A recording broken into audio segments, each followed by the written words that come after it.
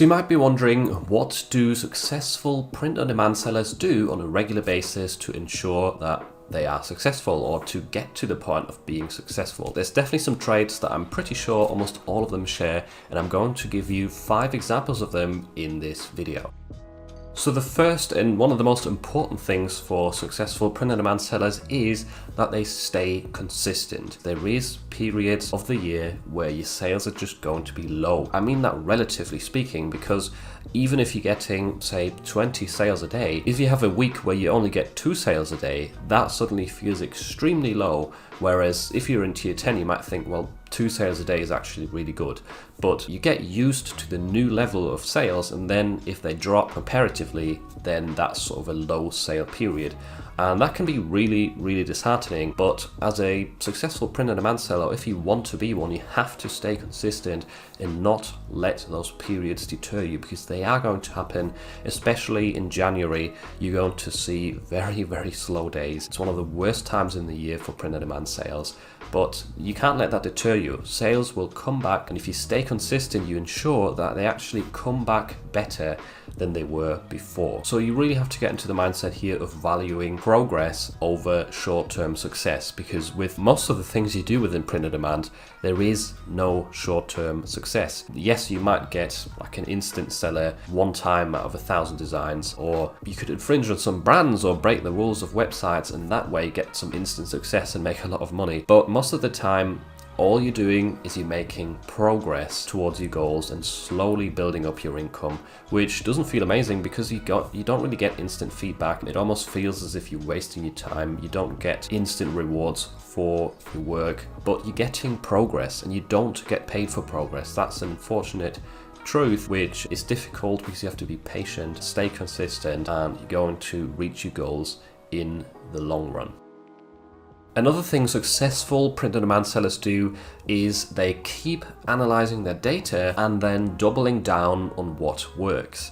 And what do I mean by this? So analyzing your data, this could be just looking through your sales history, paying attention to what sells the most, and also paying attention which sort of design styles or which niches do the best for you. We're currently in a great time for this. Q4 is sort of the ideal testing ground for finding new niches or new design styles.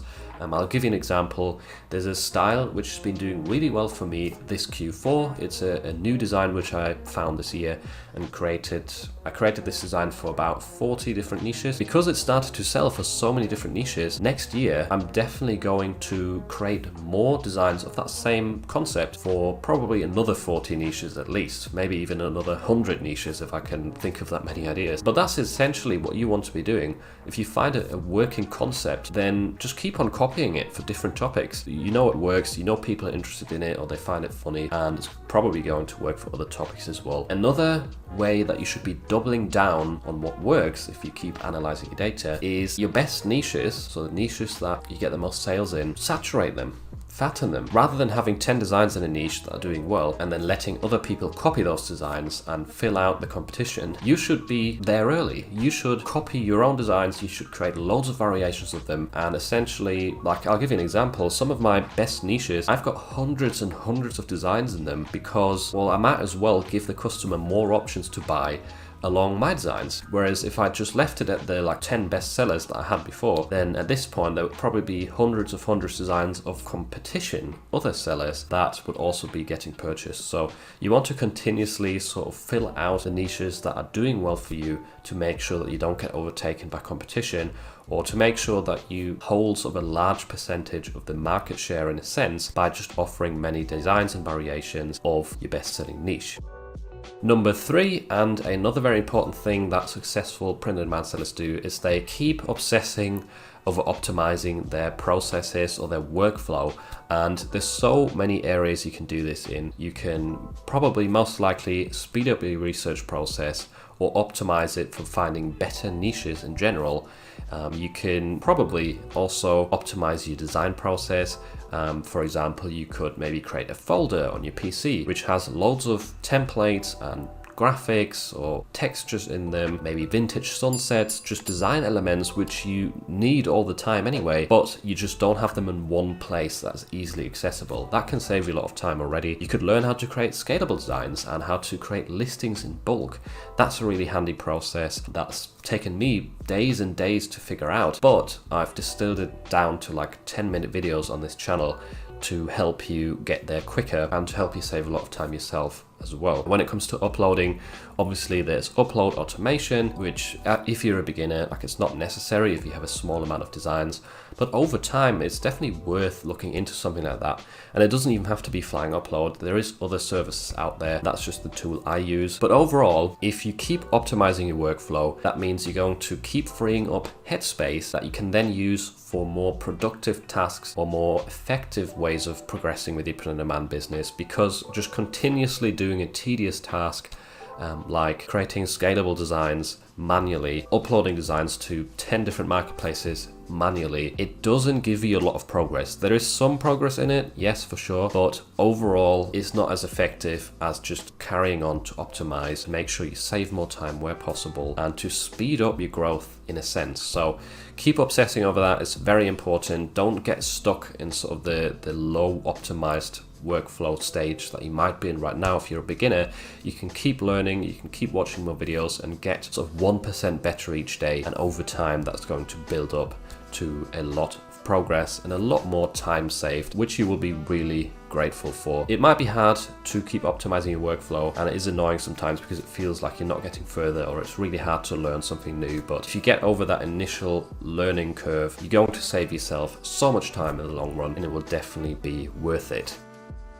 And that brings me on to the next point, which is definitely something that most successful print-on-demand sellers do, and that is not shying away from taking risks or investing money, and that is into the business. So this is something very important. It's going to set you apart from your competition, meaning other print-on-demand sellers, because a lot of people would just not want to spend any money on their business, especially if it's not making a lot of money yet, which is totally understandable. I get you. I'm not saying if you've just started with print-on-demand, you're 1 week into it, you should buy all of the tools and spend as much money as possible. That's not going to help you. I mean, within reason, over time, keep investing money into it to help you, once again, optimize your workflow and just save time. And you're going to get a return on investment in most cases. Like, yes, sometimes you might spend some money, you won't like the tool, and you will have, I don't know, wasted a month of subscription fees, or you might invest some money into Facebook ads and you find out that after spending $100, actually you didn't generate any sales, which is really annoying. But you've learned something. You might have learned that you need to improve your marketing skills on Facebook, or that maybe Facebook advertising just isn't for you and it doesn't work for your shop. There's always something that comes back from it. There's a return on investment usually if you spend money on your print-on-demand business. And if we think about it, I'm guessing most people watching, you probably have something in your life that you spend quite a lot of money on that doesn't give you any return on investment. So for example, there's a lot of people who spend a lot of money on clothes, and for the most part those people don't need any more clothes because their wardrobe's already full. They just really like having something new to wear every other week, and therefore keep dumping money into that habit of buying new clothes. And there's other topics, right? How often do you spend $20 or $30 on a takeaway, which it gives you like 10 minutes of pleasure, 10 minutes of joy of having this takeaway food. But besides that, it's not going to get you any return on investment. Most of the time it's unhealthy, so it's not even good for your body. Yet, how easily do you spend $20, $30 on a takeaway or on fast food? Whereas the same amount of money invested into your business could get you like maybe 2 months of a subscription to a tool that will actually save you a ton of time and help you make more money in the long run. But you just have to change your mindset and realize that you might be taking some risks there, yes, but it's going to help you progress and help you being more successful in the future. Tip number 5 is actually testing out new strategies, which a lot of print-on-demand sellers will do to, well, ensure that they figure out where they can actually be most successful. And this can work in many different ways. You could obviously test out different design strategies, targeting different people. And I keep on doing that. I keep on trying to find new ways to actually make more sales with the designs I create. Whilst doubling down on what already works, you can't forget about trying out new things, because there's always new ideas that can get you sales. This is not just in terms of designs. There might be new tools that could be better than what you're using right now. So I keep testing out, not all at once, but like one tool at a time. I keep testing out something new every now and then to make sure that I know what's out there and that I might find something better. And also you can try out new marketplaces. So I'm always really keen on finding new marketplaces or new ways to actually sell my designs, because by testing out these new strategies, you might stumble upon a marketplace which suddenly generates a lot of income for you compared to other marketplaces that you were spending a lot of time on beforehand. So by testing out new strategies, you just open your eyes a little more every single day, and you keep finding new things that could work for you rather than doing the exact same steps every single time. So testing out new strategies can be really, really good and should be sort of a constant habit that you practice, because most successful print-on-demand sellers will do this all the time to keep finding new ways to make more money.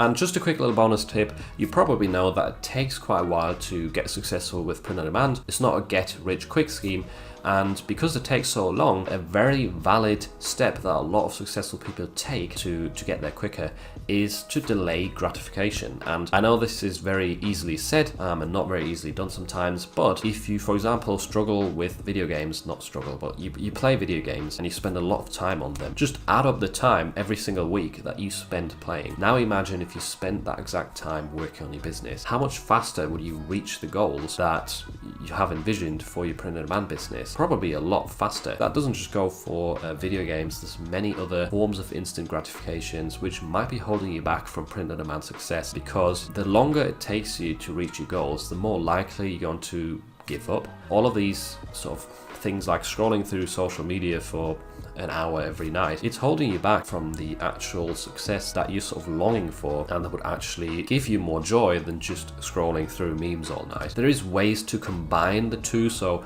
whilst you're uploading, you could maybe put on a video on the side or listen to a podcast while you're being productive or while you're creating designs, and that's definitely fine in my opinion, as long as it's not distracting you from the work and you still get just as much done as you would anyways. Then you could combine sort of a bit of having fun with working, but overall I think it's more effective rather than playing video games all the time, watching Netflix all the time. If you do want to watch something, then watch a tutorial, watch something that educates you and where you can learn something new that will help you optimize your processes, and then spend all of that time that you would usually spend on instant gratification on your print on demand progress, because the faster you reach your goals, the quicker you're going to be actually a lot happier than you would be if you just keep going back to video games all day. I hope that little bonus tip helps you, remind you of the fact that a lot of those things that we often do for fun could be holding us back from the success we actually really, really want.